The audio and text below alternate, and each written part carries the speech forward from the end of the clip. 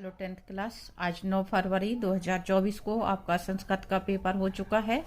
तो मैं इस वीडियो में आपको संस्कृत का सॉल्यूशन कवर करवाने जा रही हूँ। उम्मीद करती हूँ आपका पेपर अच्छा गया होगा। मेरे पास ये सेट डी है, तो आप क्वेश्चन देख करके अपने आंसर मिलाएं। पहला क्वेश्चन है उचितम विकल्पम चित्वा लिखत। उचित विकल्प चुन करके आपको लिखना है। पहला क्वेश्चन, नदी नाम इत्यस्मिन् पदे विभक्ति अस्ति। आपको विभक्ति बतानी है नदी नाम में, तो इसका करेक्ट आंसर है आपका षष्ठी विभक्ति। नेक्स्ट क्वेश्चन, तस्मिन् इत्यस्मिन् पदे वचनम अस्ति। तो ये एक वचन का उदाहरण है। अगला क्वेश्चन, अस्माभिः सर्वदा सत्यम वक्तव्यम इत्यस्मिन् वाक्ये अवयवम अस्ति। इस वाक्य में अवयव कौन सा शब्द है ये पूछा जा रहा है, तो उसका उत्तर है आपका बी वाला सर्वदा।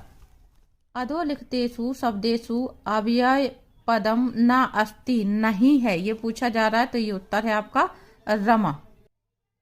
अगला, बालकान इत्यस्मिन् पदे विभक्ति ही अस्ति। तो इसमें है आपकी द्वितीय विभक्ति। और अगला है धेनवः इत्यस्मिन् पदे वचनम अस्ति। ये आपका बहुवचन। अगला प्रश्न है प्रदत्तैः शब्दः रिक्त स्थानानि पूरयत। ये शब्द दिए हुए हैं, इनसे आपको रिक्त स्थान की पूर्ति करनी थी। सुलभः इत्यस्य पदस्य विलोम पदम अस्ति। विलोम पद पूछा जा रहा है सुलभ का। सुलभ यानी सरल और दुर्लभ यानी कठिन, तो ये आएगा आपका दुर्लभ। शीघ्रम इत्यस्य पदस्य पर्याय पदम। शीघ्र का पर्यायवाची सत्वरम। श्वेतः अश्वः धावति इत्यस्मिन् वाक्ये विशेषण पद पूछा जा रहा है आपको।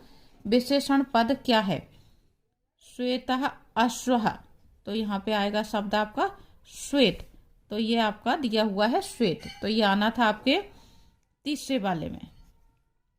जननी तुल्य वत्सला इत्यस्मिन् वाक्ये विशेष पदम। विशेष यानी जिसकी विशेषता बताई जा रही है, तो ये शब्द है आपका जननी। तो ये आएगा आपका चौथे नंबर पे जननी। सलिलम इत्यस्य पदस्य पर्याय पदम अस्ति। सलिलम का पर्यायवाची शब्द बताना है आपको, तो यह आएगा आपका जलम। और अगला है निर्मलम इत्यस्य पदस्य विलोम पद। तो निर्मलम का विलोम पद आएगा समलम। ये आपका एक्स्ट्रा शब्द दिया हुआ है यहाँ पे कंफ्यूज करने के लिए। अगला प्रश्न है युग्म मेलनम कुरुत। सूर्योदय। सूर्योदय के साथ में आएगा आपका गा वाला गुण स्वर संधि। अगला है अनुरूपम। अनुरूपम में अनु अव्यय लगा हुआ है, तो ये आपका आएगा जा वाला, इसके साथ में अव्ययी भाव समास। पहला शब्द अव्यय है। चोर भयम। चोर भयम में आएगा आपका तत्पुरुष समास। और अगला है त्रिभुवनम। त्रिभुवनम में त्रि शब्द आपका संख्यावाचक है, तो सबसे नीचे आपका दिया हुआ है द्विगु समास। तो ये आएगा आपका इसके साथ में द्विगु समास। पुस्तकालयः। दीर्घ स्वर संधि। पुस्तक धन आलय, दीर्घ स्वर संधि। और निश्चला, इसके लिए एक ही शब्द है आपका निहिधन छलः।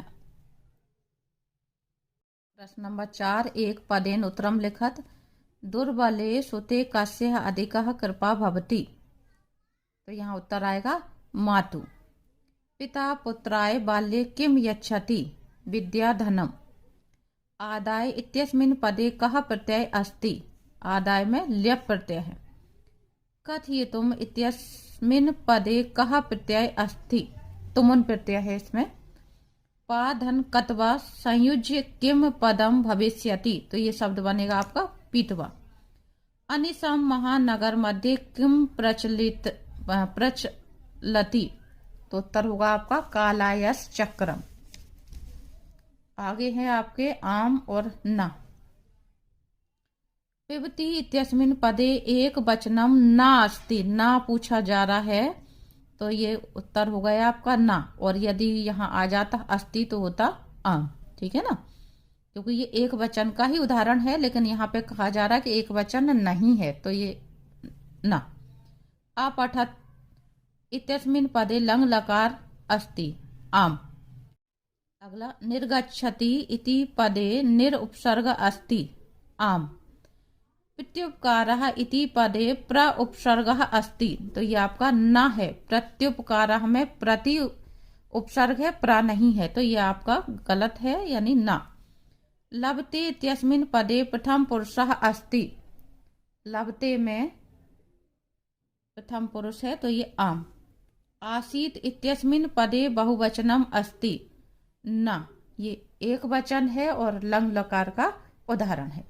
तो ये आपके पांचों जो ऑब्जेक्टिव थे वो आंसर मैं बता रही हूँ। अगले वीडियो में मैं शाम तक आपको दूसरा वीडियो डालूंगी, तो बाकी के आंसर जो है मेरे को सॉल्व करने में अभी थोड़ा सा टाइम लगेगा, तो मैं अगले वीडियो में डालूंगी।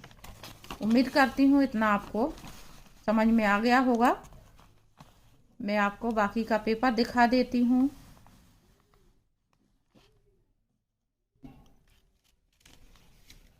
ये आपके जो भी आ रहे हैं रेखांकित पदानाम, यानी टोटल जो आपका सॉल्यूशन है वो मैं नेक्स्ट वीडियो इसके तुरंत बाद डालूंगी, क्योंकि इसमें और भी बहुत सारे ऑब्जेक्टिव क्वेश्चन हैं, लेकिन थोड़ा सा सॉल्व करने में समय लगेगा उनको।